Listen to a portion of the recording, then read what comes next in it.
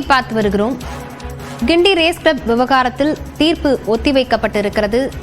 குத்தகை ஒப்பந்தத்தை ரத்து செய்த தமிழக அரசு உத்தரவை எதிர்த்து வழக்கு தொடரப்பட்டிருந்த நிலையில் தீர்ப்பு ஒத்திவைக்கப்பட்டிருக்கிறது. விவரங்களுடன் செய்தியாளர் மதன் இணைந்திருக்கிறார். மதன், விவரங்களை பதிவு செய்யலாம். குத்தகை பாக்கி 730 கோடி ரூபாய் செலுத்தாதை தொடர்ந்து சென்னை ரேஸ் கிளப்புக்கு அந்த குத்தகைக்கு வழங்கப்பட்ட 160 ஏக்கர் நிலத்துக்கான இந்த ஒப்பந்தத்தை ரத்து செய்து தமிழக அரசு உத்தரவிட்டது.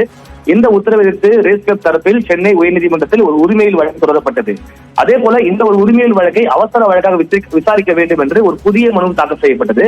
இந்த புதிய மனுதான் இன்று நீதிபதி டிகார் அவர் முன்பு விசாரணைக்கு வந்தபோது தமிழக அரசு தரப்பில் இந்த குத்தகை ஒப்பந்தம் ரத்து செய்யப்பட்டு நிலம் சுவாதீனம் எடுக்கப்பட்டு விட்டதால் உடனடியாக நிவாரணம் கோர முடியாது, பல தகவல்கள் மறைத்து இந்த ஒரு இடைக்கால நிவாரணம் கோருவதாக தெரிவிக்கப்பட்டது. அதே போல ரேஸ் கிளப்புக்கு சீல் வைக்கப்பட்ட அன்றே எந்த ஒரு போராட்டம் இல்லாமல் அந்த நிலத்தை அரசு சுவாதீனம் எடுக்கப்பட்டதாக தெரிவிக்கப்பட்டது. இந்த ஒரு இடத்தில் பசுமை பூங்கா அமைத்தால் சென்னை மக்களுக்கு மிகப்பெரிய நன்மை இருக்கும் என்றும் வாதம் எடுத்து வைக்கப்பட்டது.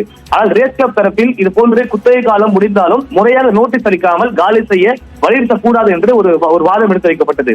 இந்த வாதங்களை ஏற்றுக்கொண்டு இந்த மனுவை அவசர வழக்காக விசாரிக்கலாமா வேண்டாமா என்பது தொடர்பான தீர்ப்பை தேதி குறிப்பாக இன்று சென்னை உயர்நீதிமன்றம் தள்ளி வைத்துள்ளது. விவரங்களுக்கு நன்றி.